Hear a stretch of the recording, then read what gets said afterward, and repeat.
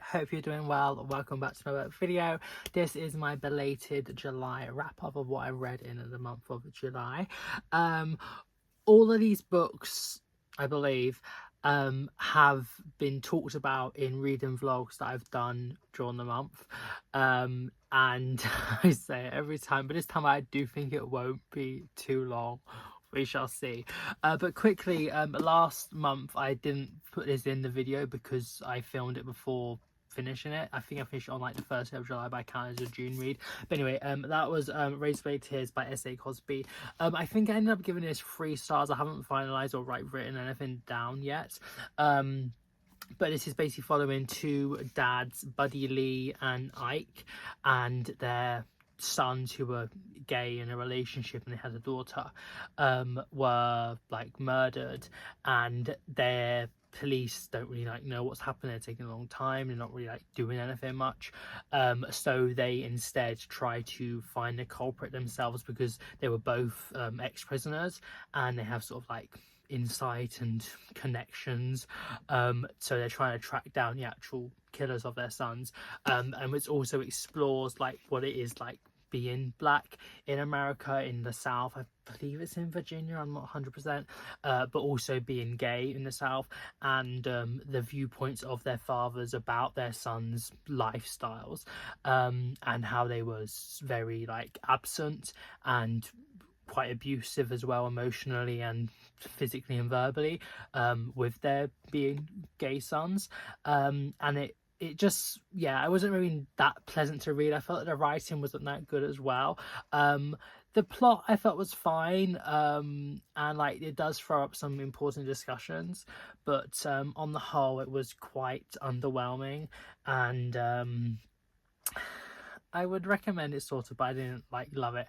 But yeah, that was that. I do speak more about it in some vlogs before, but I can't remember.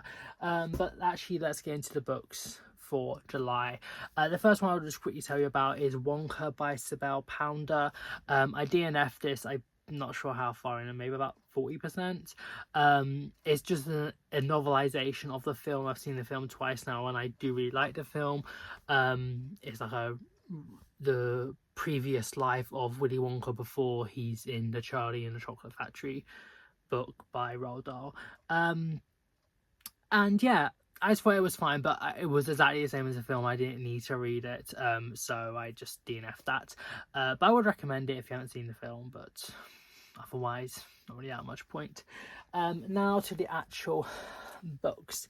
Here they are, 8 physical and 1 audibly book read. And I've instead done it from worst to best instead of going from what I read first. But the worst book I read was The Moustache by Emmanuelle Carrère. She was translated from French by Lani Goodman. I think I gave this 3 stars. I'm not sure. This is following a man, an unnamed protagonist, and he shaves off his moustache he's apparently had for nearly 10 years. One sort of morning whilst his wife Agnes is out, and then she comes back and she's like, okay, let's go to dinner. So she does not say anything. They go to dinner with their friends and they don't say anything, so he's like, what's going on? This ain't adding up.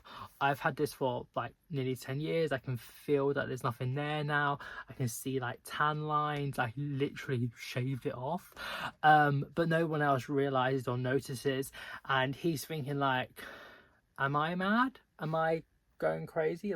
Did this happen or did it not happen? Or is Agnes mad? Is she conspiring against me? Is she getting all these people to be no, this has never happened, you've never had a moustache? And it's sort of his descent into madness in a way, and we're just following him, and he does different things and stuff. It does get quite repetitive because he's constantly did this happen, did she do that, did she and whilst it's a little bit frustrating, at the same time you are sort of in his mind, and it does make sense. And yeah, I thought this was fine. The ending made me feel very uncomfortable because that sort of thing does make me feel really, really bad. And there was also homophobia on literally page 2, which literally just put a bad taste in my mouth. I recommend it, but I didn't love it. Then we have Caledonian Road by Andrew O'Hagan. This is the longest book I've ever read. I think it's 650 pages or something. Really, really long. Last year I read Mayflies and I did quite enjoy that a lot. I think I gave it 4 stars. This I'm giving 3.5. I think it is very, very like well written. It's well researched. There is so much in this, and it's ambitious as well for what he tries to convey. But for me, it's too long, and I feel like by trying to do too much, he doesn't really nail down anything that well. It's following Campbell Flynn mostly. There is sort of multiple characters, there is many characters, but he's sort of the main one, and he is a like art critic and like lecturer about art and like the power of it and the impact on people and history and stuff. And his student Milo sort of like introduces him to sort of like the more current world and the impacts of like race and like who you are and how like you can not access certain things, and it sort of like changes his mind and stuff, and that I felt was done really, really well. It's also set in London, and I feel like it definitely brings London to life. Like it's so rich and like diverse, and it definitely shows a contemporary London. And like I live here, I know these streets, I know these places, I can actually understand the geography in my head, which was done very well. I'm not really talk that much about it because like you can literally like talk about an hour about sort of like what happened in this book. I have a whole really, really long reader vlog for it. But yeah, I felt this it was too much, and it also focused on 2 sort of sectors of society that I personally am not really that interested in like reading about, and like don't really like. It's very like quite pompous, and there's also sort of like drug and like gang crime and stuff that I'm just not, I don't really like reading about that. And yeah, and also most of the characters were really, really irritating and like annoying. I did not want to be like really with them for quite a lot of the time. Apart from Milo, I felt like Milo was mostly fine. But yeah, that was that. I wouldn't really recommend it. I feel like it's too long. But if you like literary books and like you want something to get your teeth stuck into and something that you can really like digest and examine and things, it would be good for that. But for the everyday reader, I would miss it personally. Cherry Magic Volume 3 by Yu Toyota, it's translated by Taylor Engels, but I'll tell you about what it's about in a bit when I get to the first volume. Next is Lula Dean's Little Library of Burned Books. I think I said that right, by Christine Miller. I gave this 3.75 stars, same as the 3rd volume of Cherry Magic. I really enjoyed this. It's basically in this small town in Georgia, this woman called Lula Dean, she goes on like a rampage getting all like the books out of the libraries, about sort of like sexuality and gender and women's rights and history and like being black in America and all sort of like current sort of like wokey topics, I guess, and is sort of like how like all their brainwashing the children, they're filling their minds with all these like bad things and like all like and it's also like showing like sexually explicit things when like it's really not. She sort of like sparks and sort of like a debate within the town about like books and like should we police books and like which books should be if they are, and how, and also like sparking other debates and things. But then someone comes along and changes the books, the banned ones, for the ones that are in Lula Dean's like little library in the front of her lawn. So they put the books that are in there, sort of like religious-y ones and like cookbooks and like Southern Belle's Guide to Etiquette and things like that. They put the dust jackets on the banned ones, and then all the different people in the town sort of like take a book and like read it, and they sort of like change their mind on books and how books are a way to understand people that aren't like us, that don't have the same skin color or have the same sexuality or the same gender, or lived experiences, and how that can be a very important and vital thing. And if we're just like closed-minded and like we don't really understand, then like you can't really get on or like move on. and we do sort of like get their perspectives each of these different characters, but there is a running like narrative, and it just talks about how like we look back on our history, especially being in the South, about sort of like drag bans and like Confederate statues and bringing them down, and how like we view our history, however horrific it could be. And she definitely does try to do a lot in it. I feel like if you're not liberally minded, you probably won't like it, and it does maybe go a little bit like showing it off for too much, but on the other hand, I do fit that mindset, and I do like the way it sort of like paints these backwardsy thinking people in a very negative light. But yeah, I thought it was done really well and it was interesting. Yeah, I would recommend that book quite a lot. Then we have volume 2 and 1 of Cherry Magic by Yu Toyotas, translated by Taylor Engels. It's in following Adachi, and he turns 13 and he's still a virgin by then, so he gains the ability to hear like other people's thoughts when he touches them, and by doing so he learns that the hot guy that he works with, called Kurosawa, fancies him. And in the first one it's sort of just him like uncovering this and like being like, wait, what? And then in the second one, they go on like a work trip, like the whole like agency, or I don't know, and we also learn more about like the friend, I forgot his name, like Rukaku, I believe. And he's also more in the third volume, and this is when they're like both like put into a situation where they're in close contact. And yeah, I really enjoy it. It's so sweet. The third one, 3.75, and these two I gave 4 stars. It's just so adorable, and I need them to get together. Also, it sounds like parental advice for this was the content, but like there's literally been nothing like really in any of these yet. And as someone that doesn't like smart or like sex scenes, I'm ready for it. Like I want it soon. I do need to get on this and like read more of the series, because they're so short and like not really that much happens, but like I just need more.